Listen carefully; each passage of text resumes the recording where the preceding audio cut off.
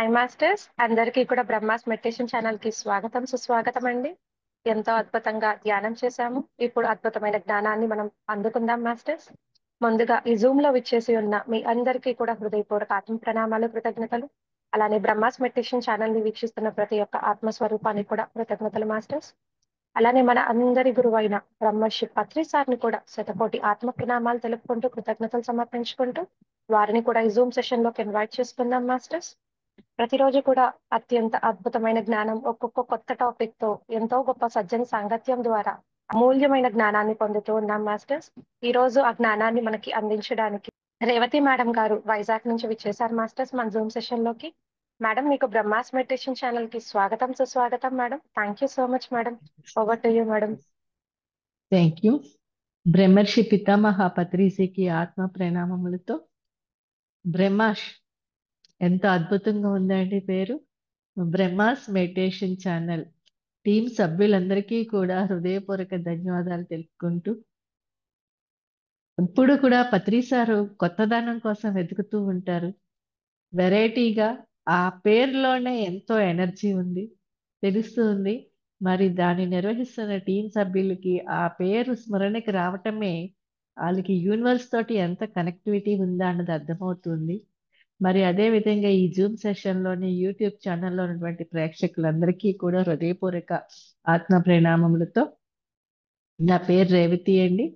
నేను వైజాగ్లో ఒక గవర్నమెంట్ స్కూల్లో టీచర్గా పనిచేస్తూ 2002లో జీవితాన్ని నాటకం అనుకొని జీవించు, నాటకాన్ని జీవితం అనుకొని నటించు అనే ఒకే ఒక్క వాక్యము నాకు ఈ ధ్యాన పరిచయాన్ని కావించినప్పుడు, అప్పటికే ఎంతో అనారోగ్యంతో, అంటే లేక్ ఆఫ్ హిమోగ్లోబిన్ పర్సెంటేజ్ తోటి రోజుకి 7-8 టాబ్లెట్లు వాడుతూ ఉన్నటువంటి నేను, ఎవరైతే ధ్యానం చేస్తారో వాళ్ళు జీవితాన్ని ఒక నాటకంలాగా జీవించగలరు అనే సత్యాన్ని తెలుసుకున్న తర్వాత, నేను వాడుతున్న టాబ్లెట్లు ఆపేయటమే కాకుండా పితామహ పత్రిజీతో కలిపి త్రూఅవుట్ ఇండియా అంతా తిరగడమే కాకుండా ఇతర దేశాల్లో కూడా పర్యటిస్తూ, ఏదైతే బాధ్యతే సేవగా మనం భావించి చేస్తూ ఉంటామో ఆ సేవలు అందిద్దామని వచ్చినప్పుడు, నేను తెలుసుకునేటువంటి సత్యము అణువంత,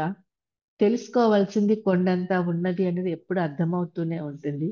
మరి అందులో భాగంగా ధ్యానము, సజ్జన సాంగత్యము, ఆచార్య సాంగత్యము, స్వాధ్యాయము, ఇవి అన్నీ కూడా మన ఆత్మ పరిణామ క్రమానికి ఒక శిక్షణ లాంటివేనమాట. ఈరోజు మనం తీసుకున్నటువంటి ఒక టాపిక్ కూడా శిక్షణ. ధ్యానముకు ముందు జీవితం అంతా కూడా ఒక శిక్ష లాంటి జీవితమే. ధ్యానం తర్వాత జీవితము ప్రతిదీ కూడా ఒక శిక్షణ లాంటిదే. అందుకే పత్రిజీ అనుభవమే జ్ఞానము అన్నారు. ప్రతిదీ ఆ శిక్షణ ఎలా వస్తుంది? మనకి అనుభవిస్తేనే వస్తుంది. ఒక ఒక స్టూడెంట్ స్కూల్లో జాయిన్ అయ్యి ఆ స్కూల్లో వెళ్ళి ఏబిసిడీలు అవి నేర్చుకుంటున్నప్పుడే అతనికి అవి ఎలాగ రాయాలా, ఎలా చేయాలా అన్నది వస్తూ ఉంటుంది.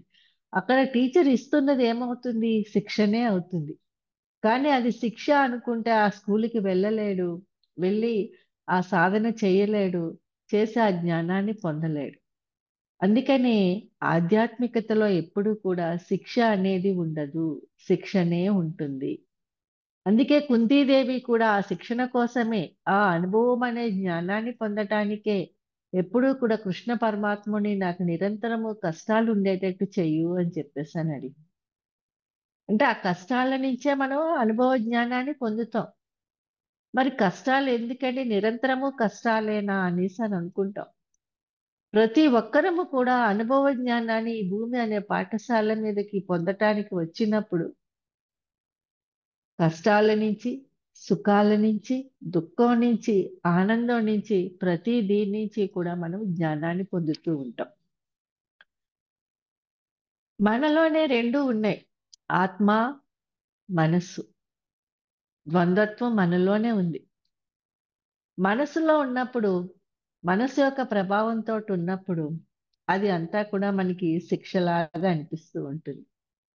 ఆ మనసు పరిధిని దాటి ఆత్మ పరిధిలోకి ఎప్పుడైతే వెళ్ళామో అది శిక్షణలాగా ఉంటుందన్నమాట.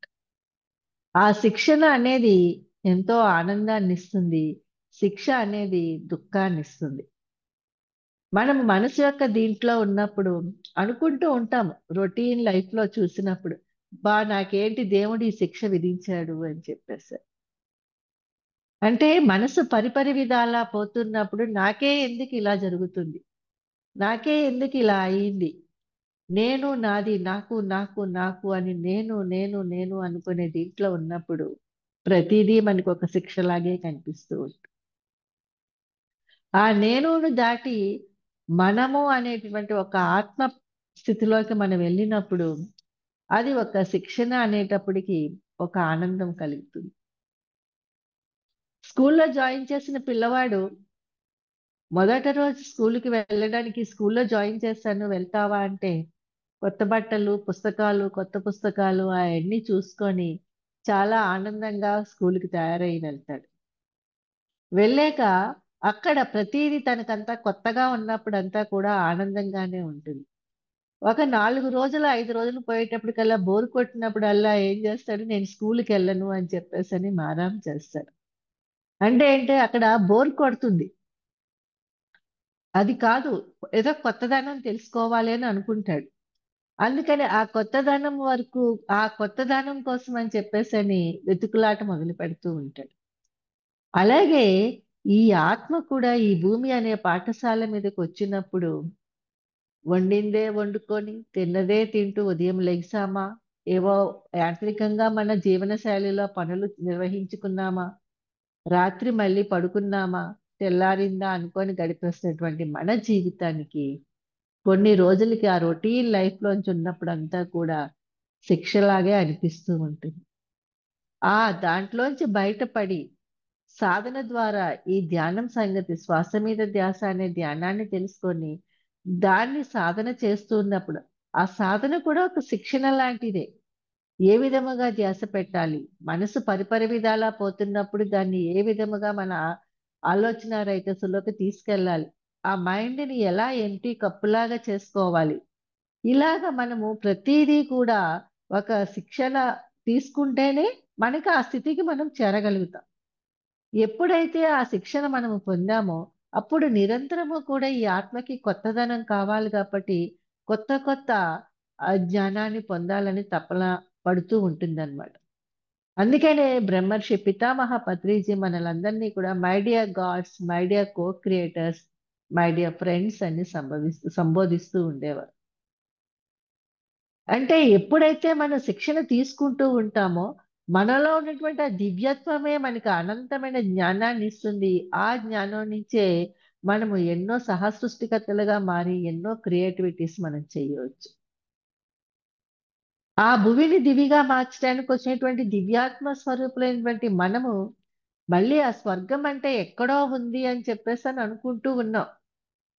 కానీ ఆ స్వర్గం కూడా మనలోనే ఉంది. మనం ఉన్న ప్రదేశాన్నే మనం స్వర్గంగా చేసుకోవటము అవసరము అని చెప్పేసని ఎప్పుడైతే మనకర్థమైందో, అప్పుడు ఆ మనమున్న ప్రదేశాన్ని, మన లోపలని కూడా మన స్వర్గం చేసుకోవటంలోని మనకి శిక్షణ అనేది చాలా ఉపయోగపడుతుందనమాట. మరి ఆ శిక్షణను మనం ఎలా పొందాలి? ఏ విధముగా పొందాలి? అని అనుకుంటే పత్రి సారు ప్రతీదీ కూడా అరటిపండు ఒలిచిపెట్టినట్టుగా చెప్తూ వచ్చేవారు. ఫస్ట్ అంతటికి కూడా ఆ శిక్షణ తీసుకోవటానికి ఎలాగైతే మనము ఒక పాఠశాలలో జాయిన్ అయ్యి, ఎలాగైతే అక్కడ మన పేరు రిజిస్టర్ చేయించుకొని ఆ క్లాస్ రూమ్‌కి వెళ్తామో ఆ స్కూల్‌లోని, అలాగే ముందు ఈ జీవితం ఎందుకు ఇంత శిక్ష నాకు? అంటే ఏదో ఒక ధ్యానంలోకి రావడానికి ఏదో ఒక కారణం లేకుండా రాబడము. కారణముతోటే వస్తాం. వచ్చినప్పుడు ఈ ఎందుకు వచ్చాము? దీని నుంచి ఏమి తెలుసుకోవాలి అని ఒక అవగాహన మనకి పడినప్పుడు, ఆ శిక్ష అనే ఒక పదము నుంచి శిక్షణ అనే దీంట్లోకి మనం ఆలోచించడం మొదలుపెడతాం.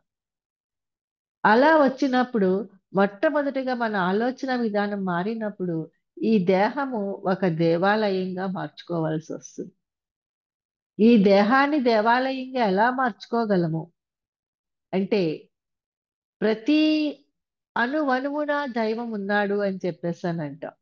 మరి అణువణువున ఉన్న దైవము మన ఈ దేహం అనే దేవాలయంలోని ప్రతి కణ కణాన్ని నిండి ఉంది ఆ దివ్యత్వం. కానీ ఆ దివ్యత్వాన్ని మనము మన ఆలోచనలతోటి, మన యొక్క ఆచార వ్యవహారాలతోటి, మన యొక్క ఒక కట్టుబడి ఉండడం అంటే ఒక ఎంపికతోటి మన జీవితాన్ని మనమే దుఃఖమయం చేసుకుంటూ ఉన్నాం. ఎప్పుడైతే ఆ ఎంపికను కూడా లేని దాన్ని మన స్థితికి మనం చేరుకుంటామో, అంటే మనలో ఒక ద్వంద్వత్వపు స్థితి ఉంటుంది. ఆ ద్వంద్వపు స్థితి నుంచి ఏ ఎంపిక లేనటువంటి ఒక దీనికి మనము అంతా భగవంతుడు పైనున్నవాడే చూస్తాడు అనే ఒక దీనితోటి మనం ఎప్పుడైతే అనుకుంటామో, అంతా కార్యకారణ సంబంధం అని చెప్పేసని మనం అనుకుంటామో, ఉన్నదంతా ఒక్కటే మమాత్మ సర్వభూతాత్మ అని చెప్పేసని ఎప్పుడైతే అనుకుంటామో, అందరిలోని నాలో ఏదైతే ఉందో అది అందరిలోని ఉంది. నాలో కోపం ఉంటే అది ఎదుటి వ్యక్తిలోని ఉంది. ఎదుటి వ్యక్తిలో ఉన్న కోపమే నాలో ఉంది. ఎదుటి వ్యక్తిలో ఉన్న ద్వేషమే నాలో ఉంది. ఎదుటి వ్యక్తిలో ఉన్న ఆనందమే నాలో ఉంది. నా వాస్తవానికి నేనే సృష్టికర్తను. నా వాస్తవానికి వేరే ఎవరు సృష్టికర్తలు కాదు. ఏ విధముగా అయితే ఒక అద్దములో మన మొహాన్ని చూసుకుంటే మనకి ఎలా ఉందని కనిపిస్తుందో, అదే విధముగా ఎదుటి వ్యక్తిలో ఏవైతే ఉన్నాయో ఏవైతే లోపాలున్నాయని అనుకుంటున్నామో, ఆ లోపాలు మనలోనే ఉన్నాయి. ఆ లోపాలనే మనం చూడగలుగుతున్నాము. అనే ఒక అవగాహన మనకి ఎప్పుడైతే కలిగిందో, అప్పుడు ఆ శిక్షణ రూపంలోని ఎలాగైతే ఒక టీచరు సరిగా రాయలేదు, గుండ్రంగా రాయలేదు, ఒక వంకర టింకరగా రాస్తూ ఉన్నావు, దాన్ని సరిగా రాయు అని చెప్పేసని ఆ రాయటానికి ఎలా మన శిక్షణ ఇస్తారో, అలాగే ఎదుట వ్యక్తిలో ఏవైతే మనకి నచ్చని భావాలు గాని ఏవైనా కనిపిస్తూ ఉన్నాయో, అవి మనలోనే ఉన్నాయి అనుకోని మనం వాటిని తొలగించుకునే ప్రయత్నం అవి వాటిని సరిచేసుకునే ప్రయత్నం మనం చేసినప్పుడు అది ఒక శిక్షణ అవుతుంది మనకి. ఆ శిక్షణ ద్వారా ఏమవుతుంది అనంటే, మనకి ఆ యొక్క ద్వంద్వత్వ స్థితి నుంచి ఏకత్వపు స్థితిలోకెళ్ళి మమాత్మ సర్వభూతాత్మ అన్న ఒక స్థితికి వెళ్ళినప్పుడు, ఆ ఏకత్వము కూడా కాదు. దానికి అతీతమైనటువంటి ఒక స్థితికి మనం వెళ్ళగలుగుతాం. ఎప్పుడైతే ఒక అతీతమైన స్థితికి వెళ్ళగలుగుతామో అంటే అతీతంగా అంటే ద్వంద్వత్వం నుంచి ఏకత్వము, ఏకత్వం నుంచి మనము మళ్ళీ ఒక సాక్షీభూత తత్వానికి వెళ్ళగలుగుతాం. ఆ సాక్షీభూత తత్వం అనేది ఎలా వస్తుంది? అనుభవం అనే జ్ఞానము ద్వారానే వస్తుంది. జీవితాన్ని నాటకం అనుకొని జీవించు, నాటకాన్ని జీవితం అనుకొని నటించు అని ఒకే ఒక వాక్యము నాకు ఈ ధ్యానాన్ని తీసుకొచ్చిన, ఈ ధ్యానములో ఏముందులే అని చెప్పేసని అనుకున్నప్పుడు, లేదు మీరు చెప్పే మాటలన్నీ కూడా మీ నాటకములను మీ పాత్రల ద్వారా మీరు చెప్తున్న డైలాగులు అనుకొని మీరు జీవించి చూడండి.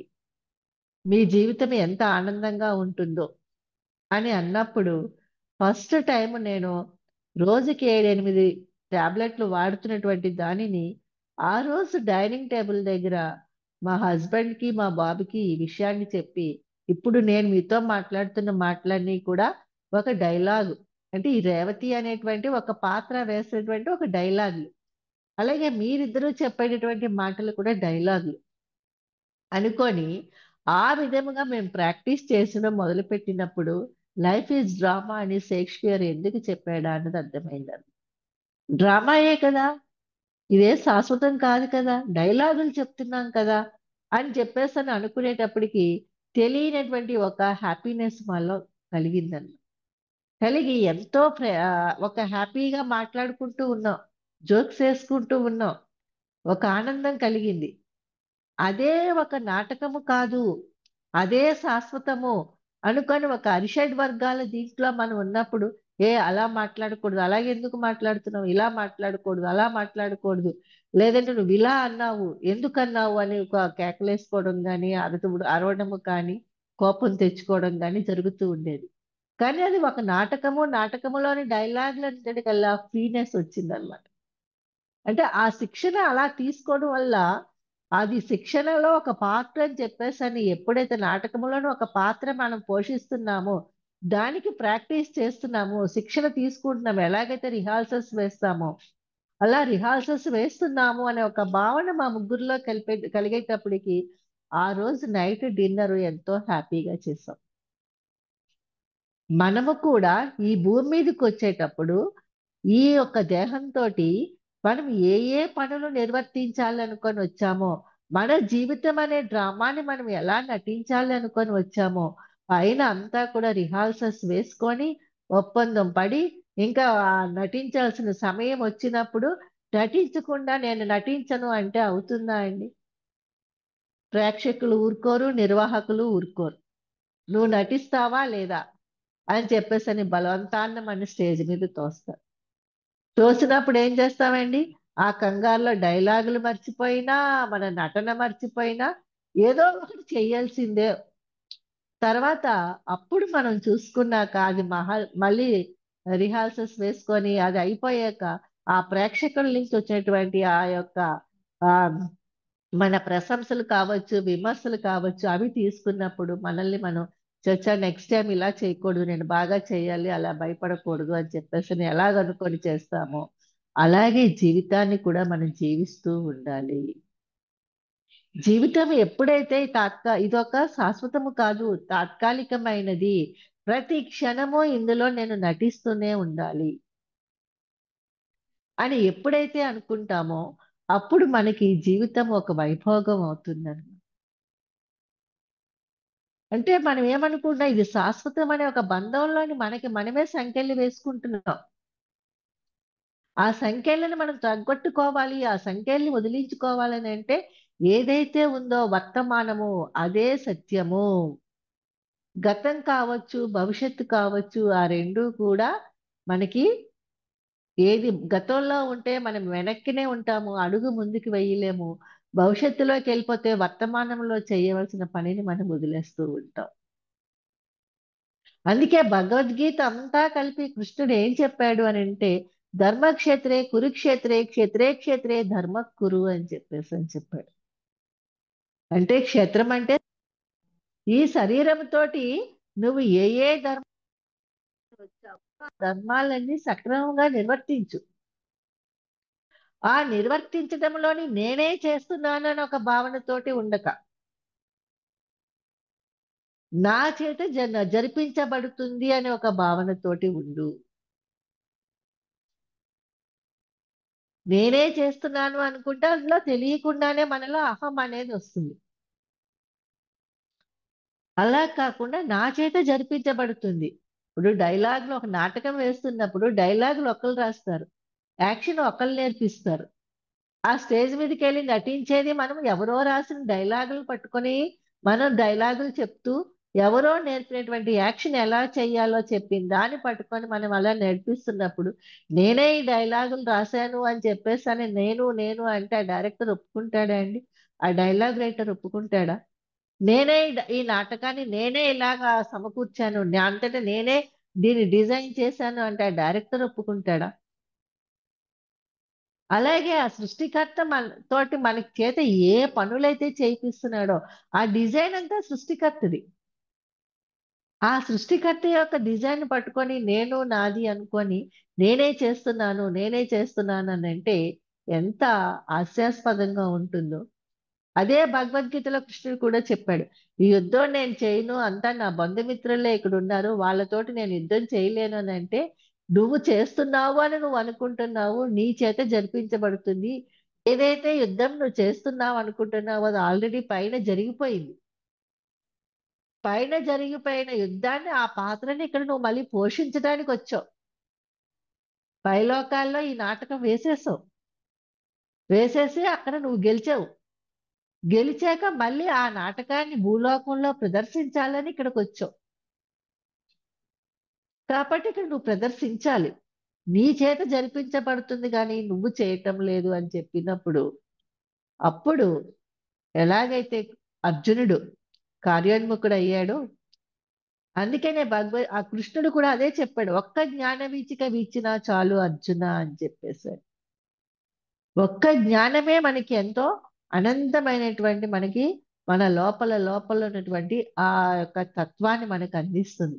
అంటే మన లోపల లోపల సబ్ కాన్షియస్ మైండ్ లో కావచ్చు, మన అంతరంగంలో ఆత్మస్థితిలో కావచ్చు, మనం ఏ పేరు పెట్టుకున్నా ఏదైతే మనము ఆ నాటకము నటించాలి అనుకుని డిజైన్ అంతా వేసుకొని మన లైఫ్ డిజైన్ అంతా ఒక చిప్పు పెట్టుకొని వచ్చామో అది అలా జరిగిపోతూనే ఉంటుంది.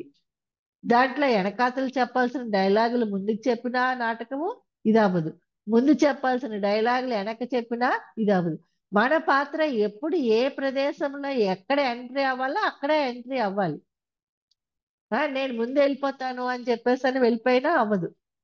అలాగే మనమంతా కూడా ఆ సత్యము తెలుసుకోవటానికి ప్రాపంచిక జీవితం నుంచి మన సమయము ఆసన్నమైనప్పుడు ఈ ధ్యానం అనే బడిలోకి మనమంతా రాబడ్డాము. అదే అది సాయిబాబా కూడా చెప్తూ ఉండేవారు. నా దగ్గర కుండల కొలది జ్ఞానం పొంగి పొర్లుతూ ఉన్నా కూడా ఎవ్వరూ ఆ జ్ఞానాన్ని అందుకోవడానికి రావటం లేదు. ప్రాపంచపు కోరిలతోటే నా దగ్గరకు వస్తున్నారు. కానీ ఎవరైతే ఆత్మజ్ఞానము కోసం వస్తారో వాళ్ళకి ఆ కుండల కొద్దీ పొంగి పొర్లుతున్నటువంటి ఆ జ్ఞానాన్ని అందించటానికి నేను సిద్ధంగానే ఉన్నాను.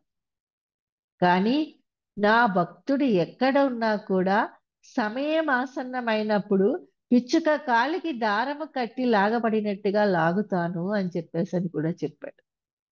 అంటే మనం ఏదైతే ఈ జీవితాన్ని శిక్ష అనుకొని ఏటి జీవితం ఉదయం లెగిసిన తెగించి రాత్రి పడుకునే వరకు ఒక రొటీన్ లైఫ్ అయినా కొత్త మార్పు లేదా అని మనం ఎప్పుడైతే అది శిక్షగా ఈ జీవితం ఒక శిక్ష అనుకొని మనం అనుకుంటూ ఉంటామో అప్పుడు చెప్పినటువంటి సత్యము షిరిడి సాయిబాబా నా భక్తుడు ఎక్కడ ఉన్నా పిచ్చుక కాలికి దారము కట్టి లాగబడినట్టుగా లాగుతాను. అంటే అక్కడ నుంచి ఆ శిక్ష నుంచి మనం శిక్షణలోకి రావాలి. ఆ జ్ఞానాన్ని అందుకోవాలి. ఆ జ్ఞానం అందించటానికి సిద్ధంగా ఉన్నాను అని చెప్పేశారు. వచ్చేటప్పుడు ఏమీ తీసుకొని రాలేదు, పోయేటప్పుడు ఏమీ పట్టుకుపోలేదు అంటాం. కానీ వచ్చేటప్పుడు మనం మనతో పాటు తీసుకొచ్చింది అనంతమైన గత జన్మల తాలూకా జ్ఞానము. వెళ్ళేటప్పుడు మనతో పాటు పట్టుకెళ్ళేది మనం ఈ జన్మలో పొందినటువంటి అనుభవ జ్ఞానం. అదే శిక్షణ. ఒక డ్రామా వెయ్యాలి అనుకున్నప్పుడు ఫస్ట్ టైం వేసినప్పుడు అది సరిగా రాదు, హిట్ అవ్వలేదు, ఏదో కొంచెం తడబడ్డమో ఏవో జరిగాయి. అంత మాత్రాన ఆ డ్రామా ఆపేయం కదా. మళ్ళీ మనల్ని మనం సరి చేసుకొని ఇంకో ప్రదేశంలో వేస్తాం. వేసినప్పుడు అప్పుడు ఇంకొంచెం బాగా రావచ్చు. అక్కడి నుంచి మళ్ళీ ఇంకో ప్రదేశంలో వేసినప్పుడు ఇంకో ప్రదేశంలో చాలా బాగా రావచ్చు. అలాగే 4-5 ప్రదేశాల్లో వేసాక ఆ డ్రామా బాగా హిట్ అయ్యి మనకి కూడా కళ్ళు మూసుకొని కూడా డైలాగులు చెప్పే విధంగా కావచ్చు. కళ్ళు మూసుకొని హ్యాపీగా ఓ సింతేనా నటించడం అంటే అని చెప్పేసి అని మనం ఎంత ఈజీగా నటించేస్తూ ఉంటామో అంత దీనిగా మన జీవితాన్ని మనం జీవించగలగాలి. అదే గత జన్మల తాలూకా జ్ఞానము.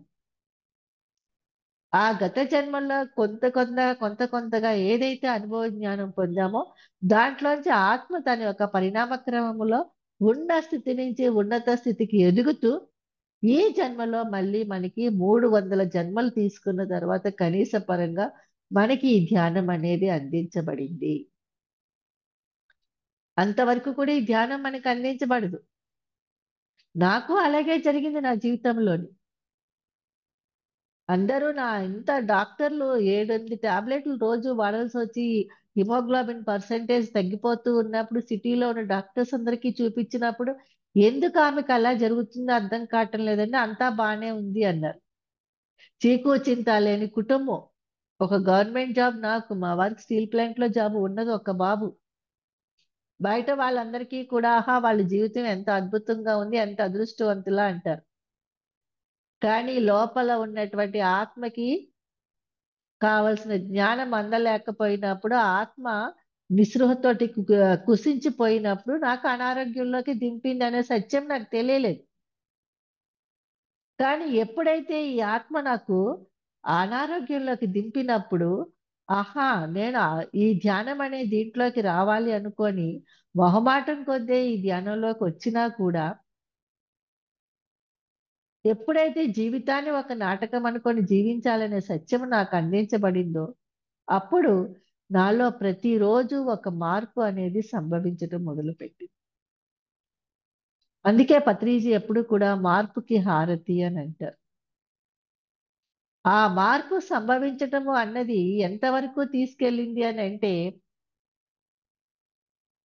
ఎక్కడైతే పత్రి సార్ క్లాసులు ఉంటాయో అక్కడికి వెళ్ళటము, ఆయన క్లాసులు వింటాము, తర్వాత ధ్యాన ప్రచారంలో భాగంగా ఆయనతో పాటు తిరుగుతూ ఉన్నప్పుడు, తీర్థయాత్రలు అంటే తరించటానికి గాని, ఏదో భక్తితోటి ఆ ప్రదేశాల్లోకి వెళ్ళి మళ్ళీ ఈ ప్రాపంచిక విషయాలతోటి ఆలోచిస్తూ, మళ్ళీ ఇక్కడలాగే అక్కడ సౌకర్యాలు ఉన్నాయా లేదా అని చూడటానికి కాదు. ఆ యొక్క ధ్యాన ప్రచారంలో భాగంగా కొత్త వ్యక్తులతోటి, అంటే గత జన్మలతోటి మనకి ముడిపడినటువంటి ఏదైతే రుణానుబంధాలు ఉన్నాయో అవి తీర్చుకోవడానికే మనం వెళ్తూ ఉన్నాము. తద్వారా ఏవైతే ఆ కర్మ దగ్ధమవుతూ ఉందో గతం తాలూకా కర్మ, ఈ జన్మలో ఆ యొక్క ఆచార్య సాంగత్యము, సా సామూహిక ధ్యానము, సజ్జన సాంగత్యము, ఆ యొక్క ప్రచారములోని కొత్త జ్ఞానాన్ని తీసుకోగలుగుతున్నాము. ఆ కొత్త జ్ఞానాన్నే మనం మనతో పాటు పట్టుకెళ్ళగలము.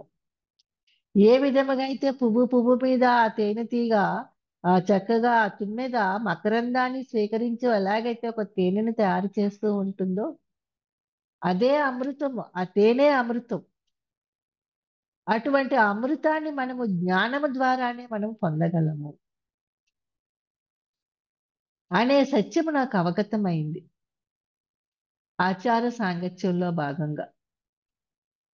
అందుకే పత్రిజీ ఎప్పుడు కూడా వర్తమానము భవ అని చెప్పేసని వర్తమానములోనే జీవించడం నేర్పించేవారు. మనసున్న చోట మజిలీ, కాదన్న చోట బదిలీ అనేవారు. ఎలాగైతే ఒక నాటకంలోని ఒక పాత్ర అయిపోయాక ఇంకొక పాత్ర ఎలా రావాలి, ఆ పాత్ర నాకు నచ్చింది నేను స్టేజ్ మీదే ఉండిపోతాను దిగను అంటే ఎలా ఊరుకోరు? అలాగే మనం వెళ్ళవలసిన ప్రదేశం నుంచి అక్కడి నుంచి వెళ్ళిపోవాలి. రావాల్సిన ప్రదేశంలోకి మళ్ళీ ఎప్పుడు వెళ్ళాలో అక్కడికి వెళ్ళాలన్నప్పుడు, మనసున్న చోట మజిలీ, కాదన్న చోట బదిలీ. ఎక్కడైతే మనకి ఆనందంగా ఉన్న ప్రదేశంలో ఉండాలనిపిస్తుందో అక్కడ ఉండి, లేదు ఇంకిక్కడ ఉండకూడదు అని మనకి ఏ నిమిషంలో అనిపిస్తుందో అక్కడి నుంచి మళ్ళీ ఎక్కడికి కావాలో అక్కడికి వెళ్ళిపోతూ ఉండాలి.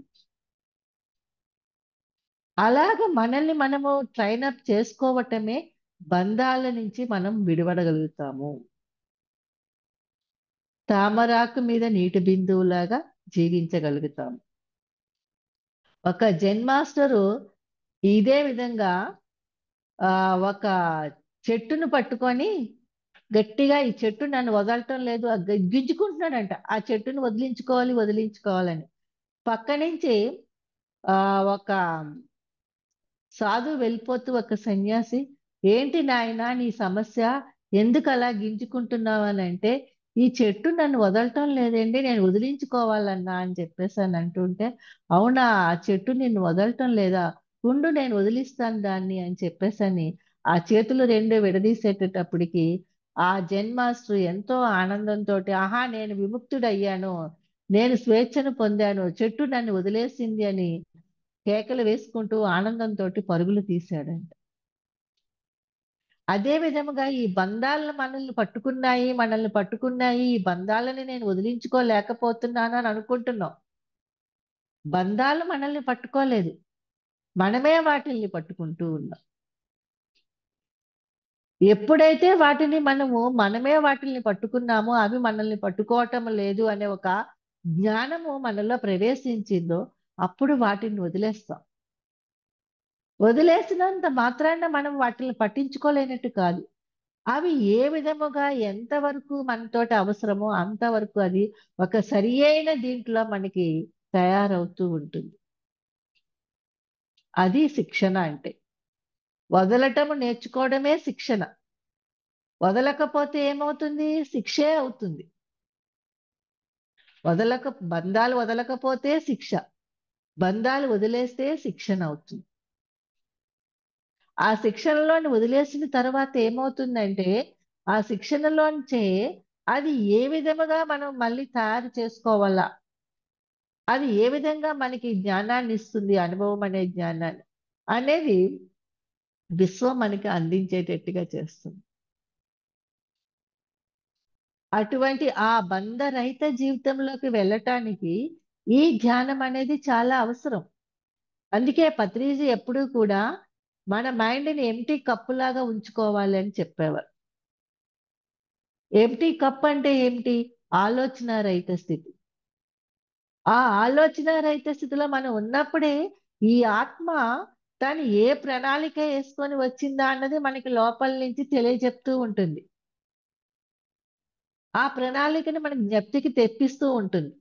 ఆహా, నెక్స్ట్ నేను ఇది చెయ్యాలా, అయితే వెంటనే ఇది చేస్తాను. ప్రాపంచికంగా మనం ఒక ప్లానింగ్ వేసుకొని ఈ ఈ టైంలో ఇది చెయ్యాలి, దీని తర్వాత ఇది చెయ్యాలని పెట్టుకుంటాం. అది మనసు యొక్క ప్రణాళిక.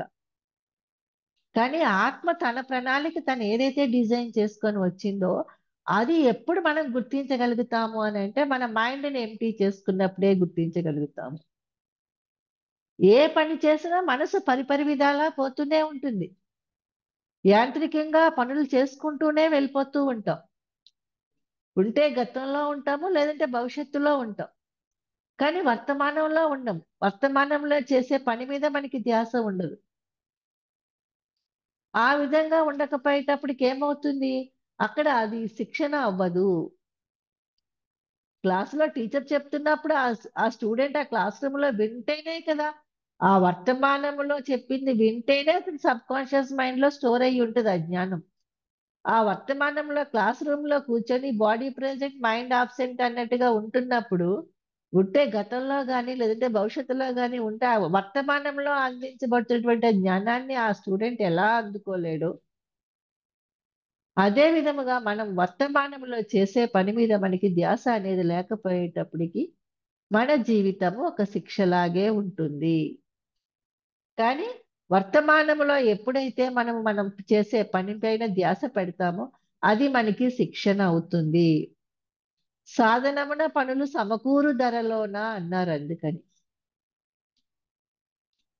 తినగ తినగ వేము తీయగ నుండు అనగననగ రాగం అత్య సిల్లుచుండు. సాధనమున పనులు సమకూరు ధరలోన అన్నారు. ఏదైనా పని మనం చేయాలని మొదలుపెట్టినప్పుడు అది చాలా మనకి మొదట్లో కష్టాలే ఉంటాయి, ఇబ్బందికరంగానే ఉంటుంది. కానీ దాన్ని చేసుకుంటూ వెళ్ళిపోతున్నప్పుడు ఏమవుతుంటుంది అండి, మనకి అప్పుడు ఎంతో ఆ చేదు కూడా మనకి, ఆ కష్టం కూడా మనకి ఎంతో తీయదనంగా ఉంటుంది. ఈ బ్రహ్మాస్ మెడిటేషన్ ఛానల్ పెట్టాలని అనుకున్నప్పుడు పెట్టినప్పుడు అందులో ఎన్నో ఇబ్బందులు ఉంటాయి. అబ్బా ఏంటి ఇన్ని ఇబ్బందులు ఉన్నాయి అని చెప్పేసి అని వదిలితే మరి ఈ ఆత్మ తెలుసుకోవాల్సినటువంటి అనుభవ జ్ఞానాన్ని పొందగలిగేదా? మరి ఈ ఛానల్ ద్వారా ఎవరైతే ఆ యూట్యూబ్ లో కావచ్చు, ఆ జూమ్ లో కావచ్చు ఆ జ్ఞానాన్ని అందుకోవాలని చూస్తున్నారో వాళ్ళందరికీ కూడా ఒక ఆనందాన్ని అందిస్తున్నప్పుడు అంటే ఒక బాధ్యతాయుతంగా ఉన్నప్పుడే ఆ సేవని మనం అందించగలం. అందుకే పత్రిజీ బాధ్యతే సేవ అని చెప్పేసాను. ఏదైతే మనం ఒక బాధ్యతను తీసుకొని అందరికీ తెలియచెప్పాలి అని విశ్వ కళ్యాణంలో అందరికీ ఆ ఆత్మానందాన్ని ఇవ్వాలి అని చెప్పేసి మనం అనుకుంటామో అదే సేవ. స్వ ఇచ్చతోటి చేసే సేవ. ఇప్పుడు నన్ను క్లాస్ చెప్పమని అన్నప్పుడు నా ఇష్టంతో నేను ఎంతో ఇష్టంగా దాన్ని చెప్పగలిగినప్పుడే అది వస్తుంది. ఏదో మొక్కుబడిగా ఒక 4 మొక్కలు బట్టి పట్టేసి మీ ముందు చెప్తున్నప్పుడు అక్కడ ఎనర్జీ అనేదే ఉండదు, ఒక ఆనందం అనేదే ఉండదు. మరి ఆ శిక్షణ అనేది ఎలా వస్తుంది మనకి? మనలో ఉన్నటువంటి ఆ యొక్క ఆ అహాన్ని తగ్గించుకున్నప్పుడు. ఆ అహం అనేది ఎప్పుడు తగ్గుతుందండి? అంతా సమానమే అన్నప్పుడు. ఎవరు ఎక్కువ కాదు, ఎవరు తక్కువ కాదు. సృష్టిలో లేదు లోపము, నా దృష్టిలోనే ఉంది అని చెప్పేసని మన దృష్టిని మనం సరి చేసుకున్నప్పుడు మనకి తెలియకుండానే మనం ఆ శిక్షణని సృష్టిలో ఉన్నటువంటి ఆ జ్ఞానాన్ని మనం శిక్షణ రూపంలో తీసుకోగలుగుతాము. అంతా మనలోనే ఉంది. ఒక బొమ్మ బొరుసులాగా. ఎలాగైతే ఒక నాణానికి ఒకవైపు బొమ్మ ఒకవైపు బొరుసు ఉందో అలాగే శిక్ష మనలోనే ఉంది, శిక్షణ మనలోనే ఉంది. మనం ఎటువైపు దాన్ని ఉన్నటువంటి దాన్ని ఏ విధముగా తీసుకోవాలి? శిక్షలాగా తీసుకోవాలా, శిక్షణలాగా తీసుకోవాలా అనే ఒక అవకాశము, ఆ చాయిస్ కూడా మనలోనే ఉంటుందన్నమాట. అందుకే నీ వాస్తవానికి నువ్వే సృష్టికర్తవు అని చెప్పేస్తాను అన్నారు పత్రిజీ. శిక్షగా తీసుకుంటే ఆ వాస్తవాన్ని మనమే సృష్టించుకున్నట్టు, శిక్షణగా తీసుకున్న ఆ వాస్తవాన్ని మనం సృష్టించుకున్నట్టే. కానీ ఆత్మానందం ఎప్పుడు పొందుతాం మనము? శిక్షణ అనుకున్నప్పుడే ఆత్మానందాన్ని పొందగలుగుతాము. ఒకసారి రమణ మహర్షి ఎవరిది వెళ్ళినా కూడా నిన్ను నీవు తెలుసుకో అని చెప్పేశానని వచ్చిన ప్రైమ్ మినిస్టర్ దగ్గర నుంచి ప్రెసిడెంట్ దగ్గర నుంచి అందరినీ కూర్చోపెట్టి కళ్ళు మూసుకోండి ధ్యానం చేసుకోండి అని చెప్పేసని నిన్ను నీవు తెలుసుకో అని చెప్తారు. ఆయన మౌనంగా ఉంటారు, ఏమీ మాట్లాడరు.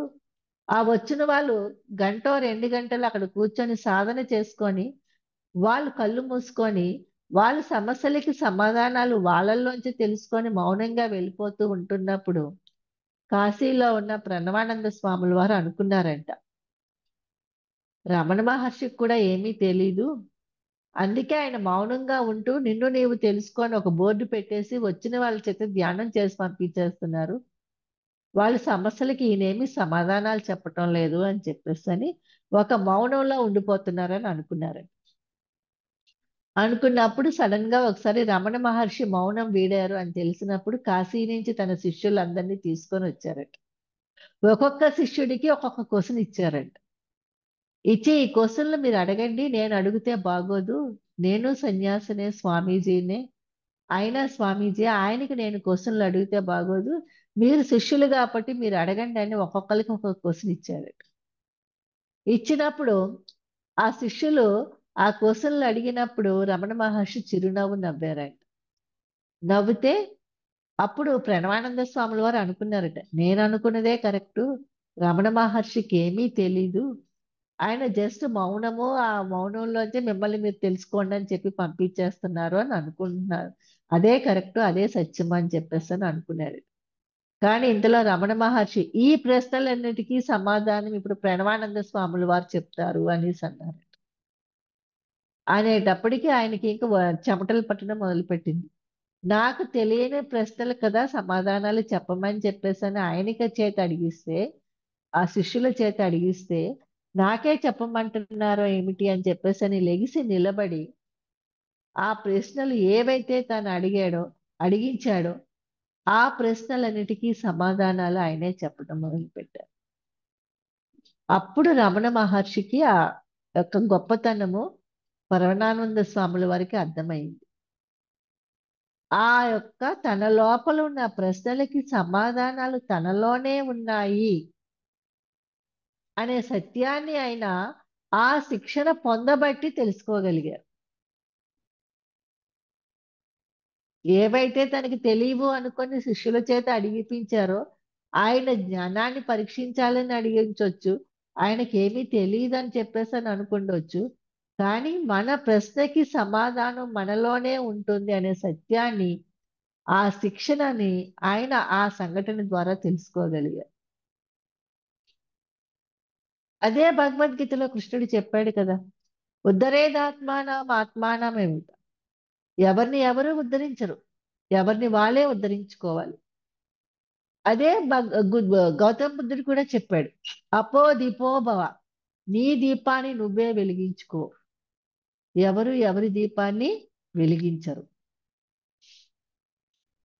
మరి ఈ సత్యమంతా కూడా మనలోనే ఉన్నా కూడా మనం ఎందుకు ఎదుటి వాళ్ళ మీద ఆధారపడుతూ ఉన్నాము? మనలో ఉన్న సత్యాన్ని తెలుసుకోవటానికి మనమే ఒక మనస్సు చేసేటటువంటి పరిపరి విధాల ఆ కోరికల దీంతోటి మనము మన జీవితాన్ని మనమే దుఃఖమయం చేసుకుంటున్నాము. ఏదైతే తాత్కాలిక సుఖాలు బయట లభిస్తాయి అని చెప్పేసి అని అనుకుంటున్నామో అది అంతా మనకి శిక్షే ఇస్తుంది, దుఃఖాన్నే ఇస్తుంది. ఎప్పుడైతే ఆ యొక్క మనసు ప్రభావాన్ని దాటి మనం యొక్క ఆత్మస్థితిలోకి ప్రవేశిస్తామో అప్పుడు మనకి ఆ శిక్షణ అనేది ఒక బ్రహ్మాండాన్ని ఇస్తుంది. పసిపిల్లలు చూడండి, వాళ్ళు ఆడుకుంటూ ఉన్నప్పుడు ఏ దీన్నైనా సరే ఎంతో ఆనందంగా ఆడుకుంటూ ఉంటారు. అదే వస్తువు వాళ్ళకి బోరు కొట్టినప్పుడు మళ్ళీ కొత్తదనం కావాలన్నప్పుడు వాళ్ళు ఏడుస్తారు. మళ్ళీ మళ్ళీ కొత్త బొమ్మ ఇచ్చినప్పుడు ఆ కొత్త బొమ్మతోటి వాళ్ళు ఆడుకుంటూ ఆ పాత దాన్ని ఒక పక్కన పెట్టేస్తూ ఉంటారు. అదే విధముగా గతం గతః అని చెప్పేసి మనం ఎప్పుడైతే ఆ గతాన్ని వదిలేసి ఆ వర్తమానంలో జీవిస్తూ ఉంటామో అప్పుడు ఆ భవిష్యత్తు అనేది మనకి ఒక బంగారు బాట అవుతుంది. అందుకే బుద్ధుడు కోరికలను కరిగించుకోమన్నాడు. కోరికలు జయించడం అంటే మనలో కరిగించుకోవాలి.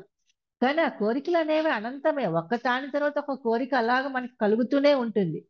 అలాగ కోరికలు ఒకదాని తర్వాత ఒకటి మనం పెంచుకొని పోతున్నంత కాలం కూడా ఈ భూమి పైన మన జీవితాన్ని మనం ఒక శిక్ష, ఒక బంధంలోనే మనం ఇరికించుకుంటూ ఉంటాము.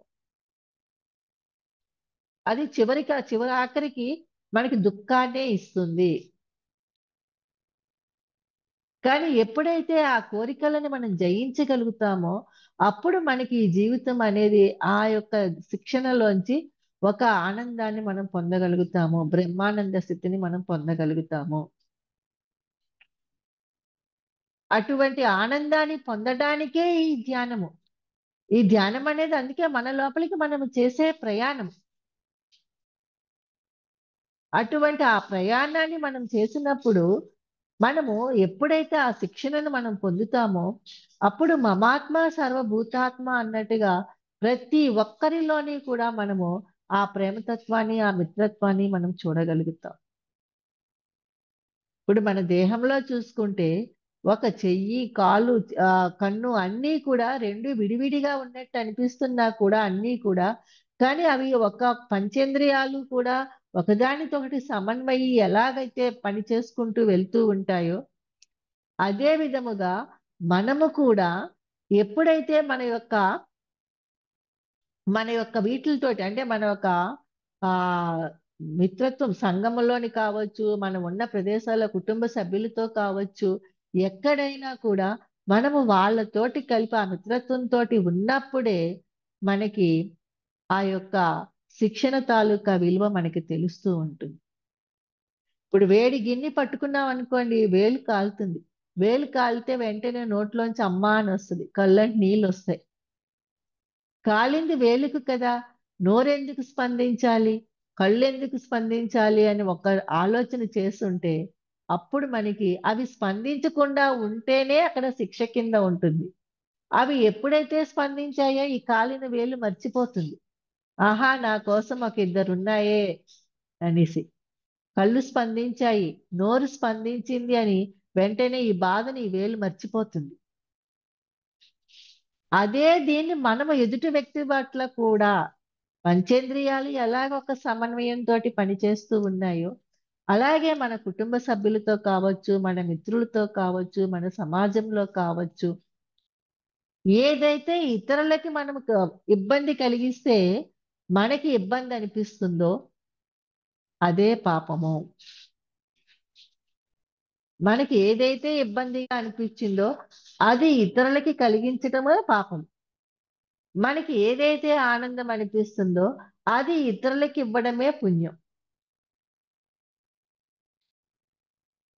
ఎదుట వ్యక్తి యొక్క ఇష్టాలతో ప్రమేయం లేకుండా బలవంతపు ఎప్పుడైతే మనం చేస్తామో అదంతా ఒక పాపమే అవుతుంది. అదే కర్మల రూపంలో మనకి అనారోగ్య రూపాల్లో మనకి సృష్టించబడుతూ ఉంటాయి. అది ఈ జన్మలోది కావచ్చు, గత జన్మల్లోది కావచ్చు, ఏదైనా ఒక అనారోగ్యము మనకి సంభవిస్తుంది అని అంటే మనము ఏదో బలవంతపు పనులు ఎదుట వ్యక్తుల చేత చేయించబడి ఉన్నప్పుడు జరుగుతూ ఉన్నవి. అందుకని ఎవ్వరి కర్మల్లో కూడా వేలు పెట్టకూడదు అన్న ఒక ఉద్దేశంతో no look into others life అని చెప్పేసి అని పత్రి సార్ చెప్పారు. No look into others life judge not అని చెప్పినప్పుడు అది ఆధ్యాత్మికంగా పత్రిజీ చెప్పినటువంటి దీన్ని ఆ అంతరంగపు లోతుల్లోకి వెళ్ళి ఆ సత్యం అవగతమైనప్పుడు ఆ సత్యంతో మనం ప్రయాణం చేయాలి అని అనుకున్నప్పుడు మనము అప్పుడు ఆ సత్యంతో ప్రయాణం చేసినప్పుడు దాని యొక్క జ్ఞానం మనకి లభించినప్పుడు ఒక శిక్షణగా దాన్ని తీసుకున్నప్పుడు మనమేమోని ఆ ఒక ప్రాపంచక మాయలో పడి no look into others life judge not అని పత్రిజీ చెప్పిన దాటిని మనకి అవకాశాలుగా మనం ఉపయోగించుకోము. ఎప్పుడైతే వాటిని మనకి అవకాశవాదంగా మనం వాటిని ఉపయోగించుకుంటామో అది శిక్ష అవుతుంది మనకి. కానీ దాన్ని అవకాశవాదంగా తీసుకోకుండా మన అంతరంలోకి మనం ప్రయాణం చేసి దాంట్లో ఉన్నటువంటి ఆ లోతుల్ని మనం తెలుసుకోగలిగినప్పుడు అది మనకి శిక్షణ అవుతుంది. అది అనుభవం ద్వారానే మనకి లభిస్తుంది. అందుకే అనుభవమే జ్ఞానము అన్నారు. ఎప్పుడైతే మనం ద్వంద్వత్వంలోంచి ఏకత్వంలోంచి అతీతమైన స్థితికి వెళ్ళగలుగుతామో అప్పుడే మనకి ఆ స్థితి వస్తుంది. అదే సాక్షితత్వాన్ని మనం పొందగలం. యోగులు, ఋషులు, మునులు, మహర్షులు, ఆ లోకాల్లో ఉన్నటువంటి దేవతలు కూడా ఎందుకు ఈ భూమి మీదకి జన్మ తీసుకొని వస్తారంటే ఆ సాక్షితత్వాన్ని పొందటానికి.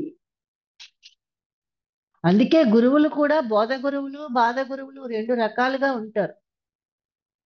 బోధ గురువుల దగ్గరికి వెళ్తే అది శిక్షణ అవుతుంది. బాధ గురువుల దగ్గరికి వెళ్తే అది శిక్ష అవుతుంది. దాని నుంచే మనం నేర్చుకోవాలి. మనం బాధ గురువుల దగ్గరికి వెళ్ళాలా, బోధ గురువుల దగ్గరికి వెళ్ళాలా. బోధ గురువులు ఒక స్కూల్లో టీచర్స్ లాంటి వాళ్ళు అనుకోండి. వాళ్ళు బోధించడానికేనే ఉంటారు. మరి పక్కన ఇంకొక వ్యాపారం దీనిగా పెట్టుకొని ఆ టీచర్ ఒక ట్యూషన్ అది పెట్టుకున్నప్పుడు అదేమవుతుందండి, బాధ గురువే అవుతుంది. స్కూల్లో చెప్పింది ఆ ట్యూషన్లో కూడా చెప్తూ ఆ ట్యూషన్ పేరుతోటి 200 300 ఫీజులు తీసుకుంటున్నప్పుడు ఆ ఫీజు ఇస్తున్న వాళ్ళకి అది బాధగానే అనిపిస్తూ ఉంటుంది ఇచ్చేటప్పుడు.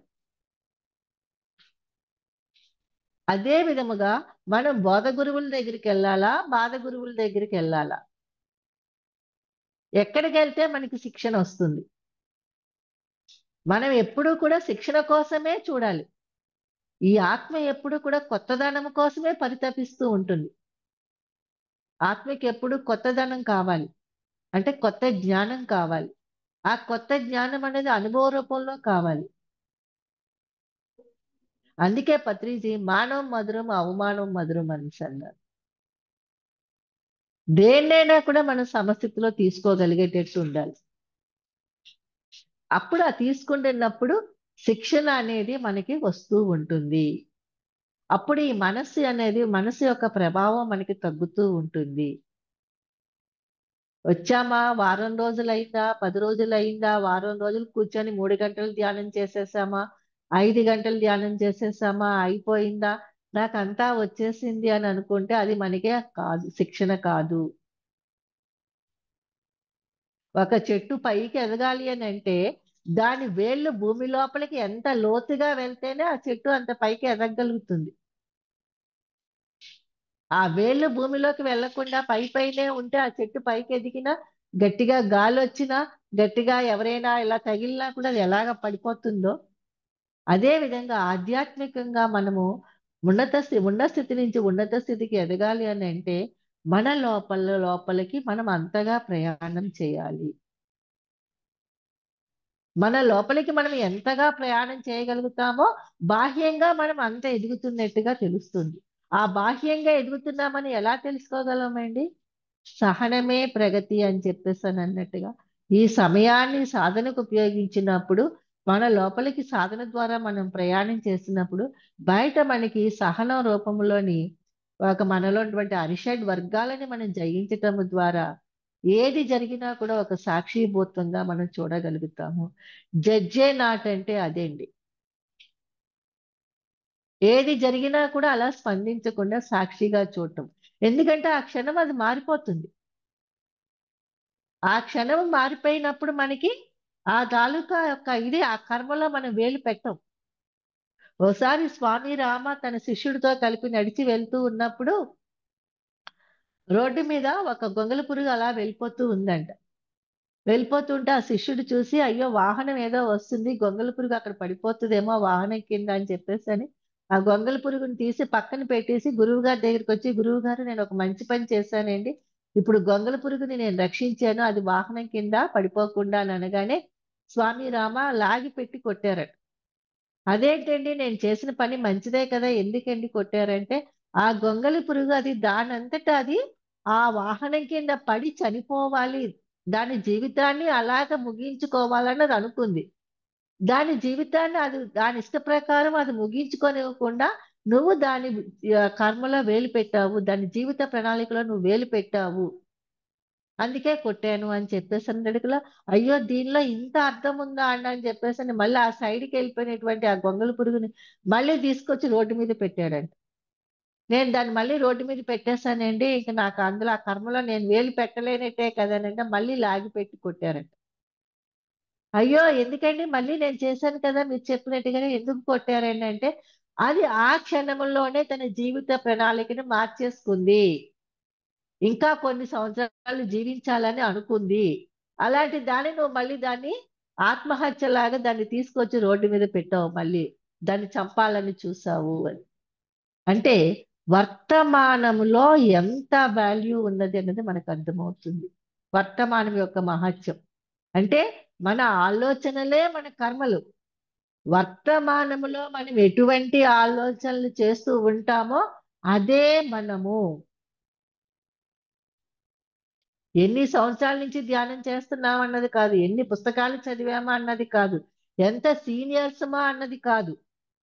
వర్తమానములో మన స్థితి ఏ స్థితిలో ఉన్నాము, వర్తమానములో మన ఆలోచనలు ఏ విధముగా ఉన్నాయి, అదే మనము.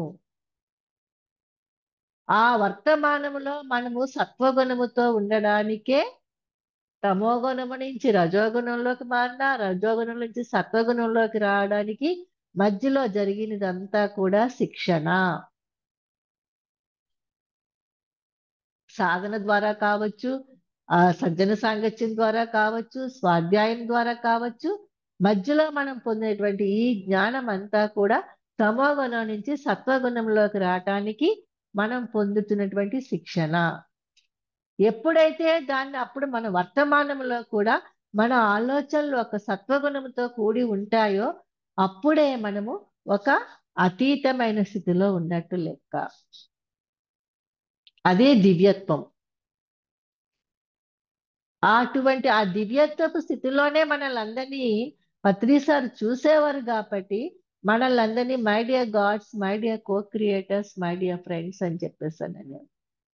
సకల ప్రాణకోటితోటి మిత్రత్వం అనేది అప్పుడు వస్తుంది, అప్పుడు వరకు మనకి రాదు. ఎంత చేసినా కూడా పునరపి జననం పునరపి మరణం లాగా మనం అలా కొట్టి మిట్టాడుతూనే ఉంటాము.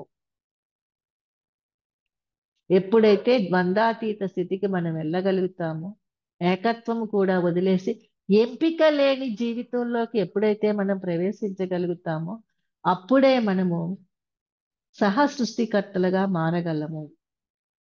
అంటే అప్పుడు మనం ఏదైతే అనుకుంటామో దాన్ని సృష్టించగలము, ఏదైతే మాట్లాడతామో అది సిద్ధిస్తుంది, ఏదైతే చేస్తామో అది మనకి సిద్ధిస్తుంది, అక్షయం అవుతుంది,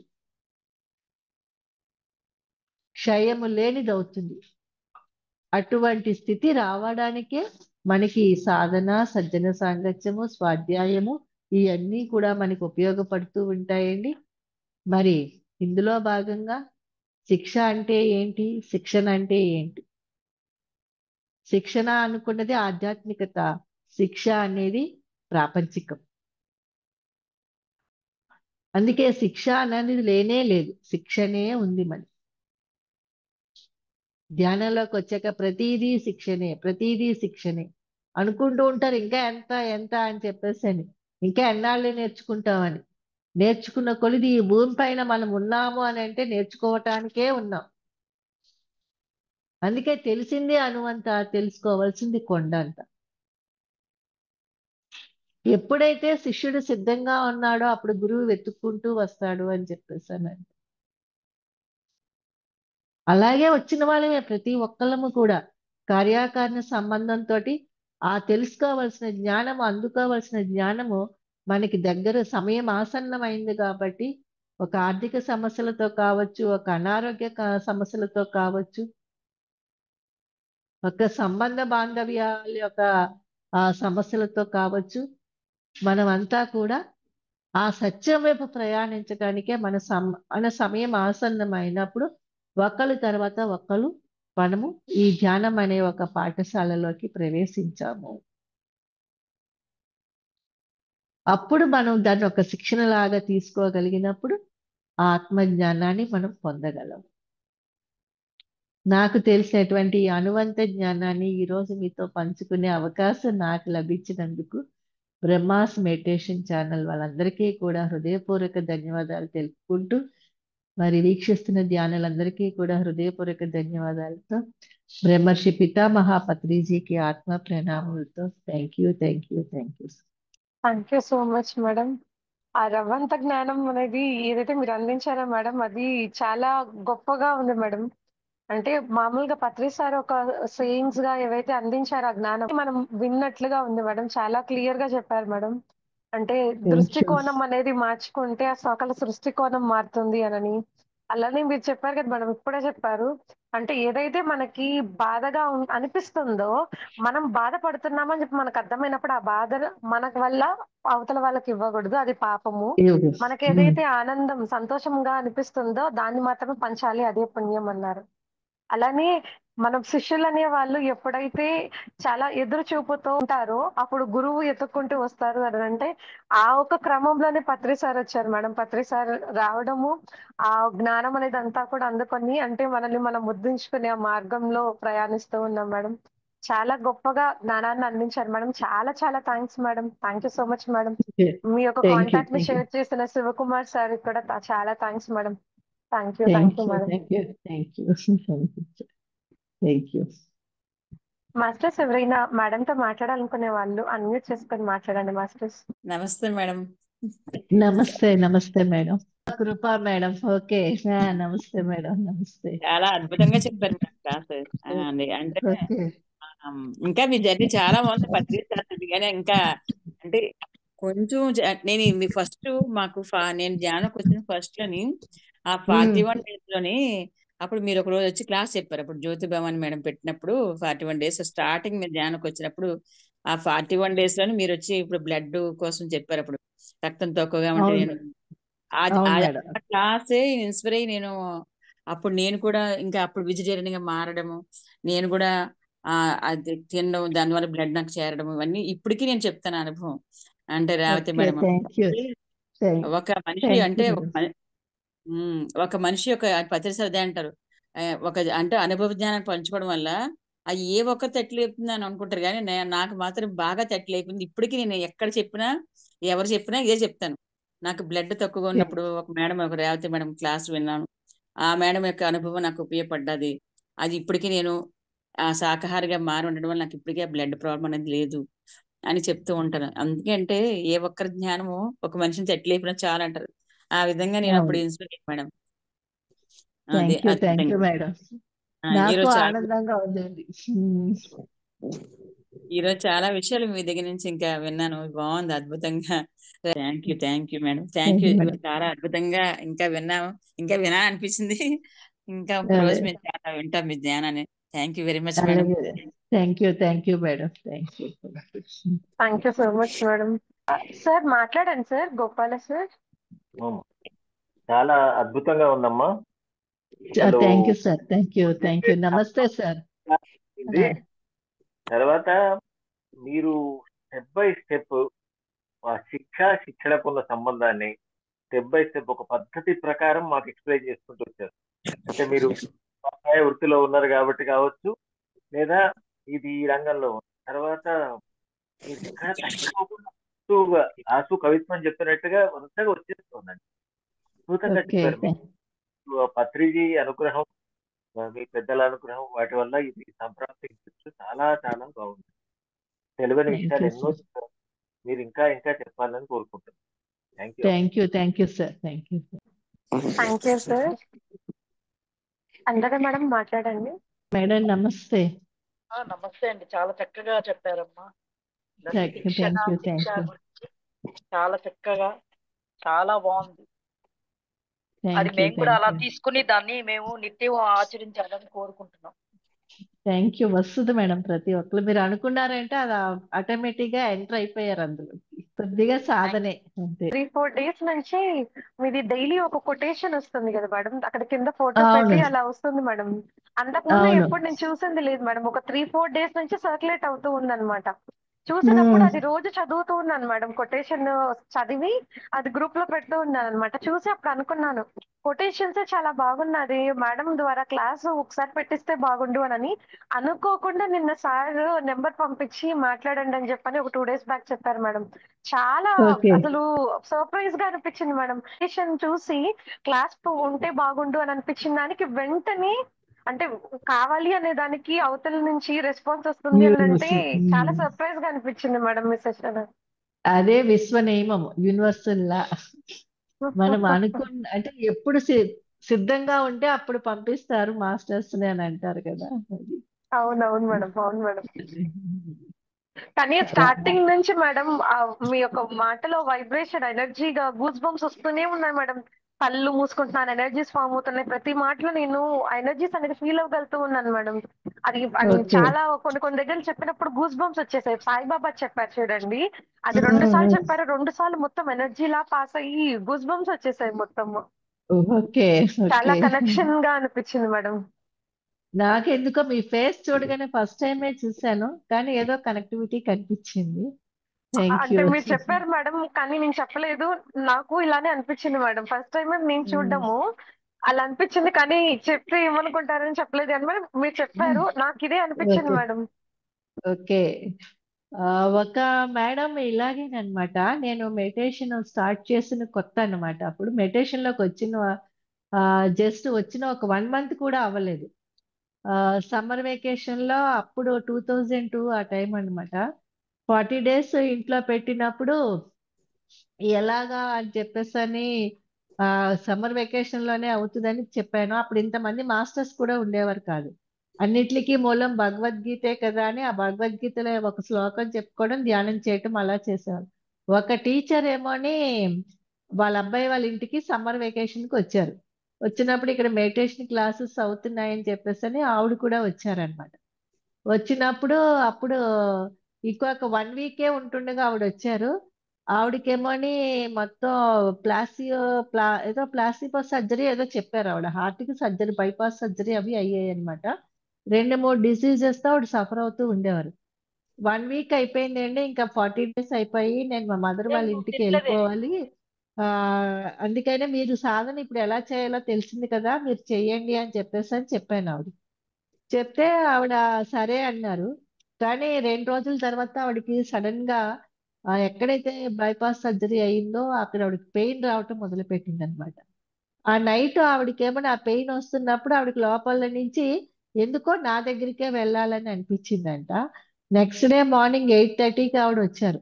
అమ్మ రాత్రంతా ఇలా సఫర్ అయ్యాను, నాకు మీ దగ్గరికే వెళ్ళాలనిపించింది అంటే, నాకేం తెలియదండి, నాకు ఈ ధ్యానం కొత్తే, మీరు డాక్టర్ని సంప్రదిస్తే వాళ్ళు ఏదైనా సొల్యూషన్ చెప్పగలరు, నేను మీకు అంత దీనిగా ఏమీ సొల్యూషన్ చెప్పలేను అన్నాను. అంటే ఆవిడేమని, లేదమ్మా నాకు ఎందుకో తెలియదు, మీ దగ్గరికే వెళ్ళాలని నా లోపల నుంచి వచ్చింది, మీరే ఏదో ఒకటి చెయ్యాలి అన్నారు. సరే ఇప్పుడు 8:30కి నేను ఏం చేయలేనండి, మళ్ళీ 3 o'clock రండి, మనం మెడిటేషన్ చేద్దాము అని చెప్పేసి ఫస్ట్ టైం చైన్ మెడిటేషన్ అని వింటమే కానీ నాకు తెలియదు. ఆవిడ చెయ్యి పట్టుకొని మెడిటేషన్ చేసినప్పుడు అప్పుడు ఆవిడకి ఇలాగే అనిపించిందంట, ఆవిడకి నాకు గత జన్మలో ఏదో కనెక్టివిటీ ఉంది అని చెప్పేసి. 1 hour మెడిటేషన్ చేసేటప్పటికి ఆవిడ పెయిన్ అంతా రిలీజ్ అయిపోవటము మొత్తం, తర్వాత ఆవిడ చాలా హెల్దీ అయిపోయారనమాట ఫుల్ అంతా కూడా. అలాగా మనకి ఏదో అంటే ఈ ధ్యాన ప్రచారంలో కూడా ఒక్కొక్కరి దగ్గరికి వెళ్ళినప్పుడు ఆ గత జన్మల తాలూకా కర్మలు అనేవి కొత్త వాళ్ళు కొంతమందిని చూడగానే తెలియకుండానే ఏదో తెలియని ఒక అనుబంధం ఏర్పడుతుంటుంది. కొంతమందిని ఇంట్లో వాళ్ళైనా కూడా చూడగానే ఎందుకో మనకి చిరాకు అనిపిస్తూ ఉంటుంది అనమాట. ఇదంతా కూడా కనెక్టివిటీ. అది ఎందుకో ఇప్పుడు మళ్ళీ షేర్ చేసుకోవాలనిపించింది. Wonderful experience madam. అవును మేడం, అంటే పత్రి సార్ అంటూ ఉంటారు కదా మేడం, అంటే ఆత్మబంధం అనేది లేకపోతే ఎవరు కూడా నీ యొక్క జీవితంలోకి అసలు తొంగి కూడా చూడరు, ఆ బంధం అనేది ఏర్పడదు. ఆ బంధం అనేది ఎప్పుడైతే బలంగా ఉంటుందో వాళ్ళ మీద చూడగానే కూడా, అంటే శరీరానికి తెలియదు కానీ లోపల ఉండే ఆత్మకి తెలుసు ఆత్మకి ఆ బంధం. అవును మేడం, ఆనందంతో ఉరకలేస్తూ ఉంటుంది అది. అవును మేడం. చాలా థ్యాంక్స్ మేడం, చాలా గొప్పగా చక్కగా అంత సకల జ్ఞానం శిక్షణ ఇందాక గోపాల సార్ అన్నట్లు చాలా క్లియర్ టీచర్ అని ఏదైతే చెప్పారో క్లియర్ కట్ గా స్టెప్ బై స్టెప్ ఒకదానికి ఒకటి లింక్ చేసుకుంటూ క్లియర్ గా విడమర్చి చెప్పారు మేడం. అంటే ఆ టీచింగ్ అనేది ఉండిపోవడం వల్లనో ఏమో సార్ చెప్పినట్టుగా అర్థం కాలేదు, కానీ క్లియర్ గా ఒకదానికొకటి లింక్డ్ గా బాగా చెప్పారు మేడం, డీటెయిల్డ్ గా. మనం అందులో లైమ్ అయిపోతే మన లోపల నుంచి ఉన్నదే వస్తుందమ్మా, అది అంతా అలాగా. ఏమి ప్రిపరేషన్ అనేది ఉండదు. టాపిక్ కూడా మీరు టాపిక్ పెట్టమన్నప్పుడు ఆ టైంలో నాకు ఏది అనిపిస్తుందో అది ఒకసారి కళ్ళు మూసుకొని లోపల అనుకుంటాను, అదే చెప్తాను.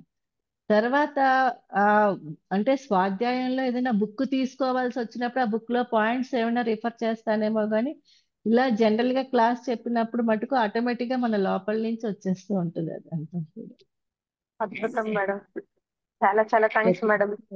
Thank you. మాస్టర్స్ ఇంకెవరైనా మేడం తో మాట్లాడాలనుకునే వాళ్ళు దయచేసి అన్మ్యూట్ చేయండి మాస్టర్స్. పొంగల్పురు కదా అది ఒక స్టోరీ చెప్పారు కదా మేడం, చక్రం కింద పడింది అని చెప్పాను అనేసి. అవును మేడం. అక్కడ నాకు ఒక చిన్న డౌట్ వచ్చింది మేడం. అంటే అది ఇప్పుడు పోయి మనం ఇన్వాల్వ్ అవుతున్నాము అని చెప్పి అనేది లేదు, అది అంటే మనము తప్పు చేస్తున్నాము లేదు, అది ఆ క్లారిటీ ఎలా వస్తుంది మేడం? గమనించుకున్నప్పుడు అందుకే చూడండి, అసలు మామూలుగా కూడా ఏవి కూడా ఏ ప్రాణి అయినా కూడా తనకి భయం కలిగినప్పుడే మన మీద దాడి చేస్తుంది. లేనప్పుడు తన పని తను చేసుకుంటూ వెళ్ళిపోతూ ఉంటుంది. ఆ చీమలు ఇటువంటివన్నీ కూడా మనం ఏమని జస్ట్ వాటికి మనకి ఏమీ హాని చేయలేనప్పుడు వాటి గురించి మనం పట్టించుకోకూడదని చెప్తూ ఉంటారనమాట. దోమలు కూడా మనల్ని కుడితేనే మనం వాటిని ఇచ్చేస్తాం, లేదు అవి మనల్ని కుట్టకపోతే మనం వాటి జోలికి వెళ్ళం కదా. ఆ గొంగలి పురుగు తను అలాగే వెళ్ళిపోతూ ఉంది నడుచుకుంటూ. వెళ్ళిపోతున్నప్పుడు కోరుండి ఏదో చేద్దామనుకొని వెళ్ళాడు ఆ శిష్యుడు, దాన్ని తప్పించాలని ప్రయత్నం చేశాడు. అది వేలు పెట్టడం అంటే. అవును మేడం. ఇప్పుడు మన ఎదురుగుండా ఎవరైనా ఒక జంతువుని అంటే ఏదైనా గురవుతుంది అనుకోండి మేడం, అది ఆపదలో ఉందంటే దాన్ని మనం రక్షించకూడదు అంటారా? రక్షించాలి. అది రక్షించుకోవాలి అని కోరుకున్నప్పుడు మనకు తెలిసిపోతుంది లోపల నుంచి దాని ఆక్రందన, దాని ఇది అంతా కూడా. Okay okay. ఇప్పుడు ఏదైనా సరే తన స్వ ఇచ్చతోటి చేసింది ఏ ప్రాణి అయినా కూడా ఆనందంగా చేస్తుంది మేడం. అంటే ఒక పిల్లి ఉందనుకోండి, ఒక ఎలకని ఎంటాడుతుంది అనుకోండి, అయ్యో మనం చూస్తున్న మన ఎదురుగుండా అయ్యో చచ్చిపోద్ది అనేటప్పుడు దాన్ని తప్పిస్తాం కదా. అప్పుడు అంటే అక్కడ ఎలక పరిగెడుతుంది. ఎందుకు పరిగెడుతుంది? ప్రాణభయంతో పరిగెడుతుంది. అది అవును మేడం, తప్పించుకోవాలని పరిగెడుతుంది. కానీ ఇక్కడ ఏంటి, ఆ గొంగలి పురుగు ఆ రోడ్డు మీద తను చాలా ఆనందంగా నడుచుకుంటూ వెళ్ళిపోతుంది ఆ వాహనానికి ఎదురుగుండా. ఓకే, అర్థమైంది. ఇప్పుడు నాకు డౌట్ వచ్చింది, అది నీరజ అడిగింది కాబట్టి. అదే అదే అదే అక్కడ తప్పించుకుంటూ వెళ్ళిపోతున్నప్పుడు మనం సహాయం చేయాలి. అవును మేడం, కరెక్టే. మనకి ఇబ్బంది కలుగుతుంది అని చెప్పేసి అనుకుంటున్నప్పుడు ఆటోమేటిక్ గా, లేదంటే ఒక థాట్ రిలీజ్ చేసినా వెళ్ళిపోతాయి అక్కడి నుంచి మనకి. ఇప్పుడు ట్రై చేయలేదు మేడం, ట్రై చేయాలి మేడం. ట్రై చేసి చూడండి. బొద్దింకలు ఒకటి బాగా ఎక్కువ వస్తున్నప్పుడు థాట్ రిలీజ్ చేసి అవి రాకూడదు అని అనుకునేటప్పటికి ఆటోమేటిక్ గా వాటి ఇది తగ్గిపోతూ ఉంటుంది. అంటే ఆ లా ఆఫ్ అట్రాక్షన్ ప్రకారం మనం ఏవైతే ఎక్కువగా ఆకర్షిస్తుంటామో అవే ఎక్కువగా మనకి తారసపడుతూ ఉంటాయి అన్నమాట. ఏమీ లేకపోతే ఇంకా అవి రావన్నమాట. మైండ్ లోంచి తీసేయాలి. అందుకే పట్టుకున్న కొలది ఏది వదలదు మనకి. పట్టుకోవడం వదిలేస్తేనే మనకి అంటే అనుకున్నది అవుతుంది అని అంటారు కదా, అది అది దాని కింద ఒక స్టోరీలా చెప్పారు కదా మేడం, చెట్టును పట్టుకున్నారు అని అంటే స్వామి ఇట్లా అలాగా. అవును అవును. బంధంలో ఉన్నాము, నన్ను పట్టుకున్నారు అని అంటే బంధాన్ని తగిలించుకుంది మనమే కాబట్టి, అంటే పట్టుకున్న వాడికి విడిచే అంత జ్ఞానం అనేది ఉన్నప్పుడు ఆ శిక్షణ అనేది ఈ ధ్యానం ద్వారా ఖచ్చితంగా. టాపిక్ కూడా చాలా బాగుంది మేడం. ప్రాపంచిక జీవితం అనేది శిక్ష, ఆధ్యాత్మిక జీవితంతో ఒక శిక్షణతో పురోగతి అనేది ఖచ్చితంగా ఆత్మ ఉన్నతి సాధించవచ్చు madam. Okay madam. Okay madam, చాలా థ్యాంక్స్ మేడం. చాలా గొప్పగా మీ యొక్క సమయం కేటాయించి విలువైన జ్ఞానాన్ని అందించారు madam. Thank you madam. Thank you very much. Zoom లో ఉన్న ప్రతి ఒక్క ఆత్మ బంధువు కూడా కృతజ్ఞతలు masters. Thank you so much అండి. అందరికీ కూడా శుభరాత్రి masters. Thank you. Thank you madam. Thank you.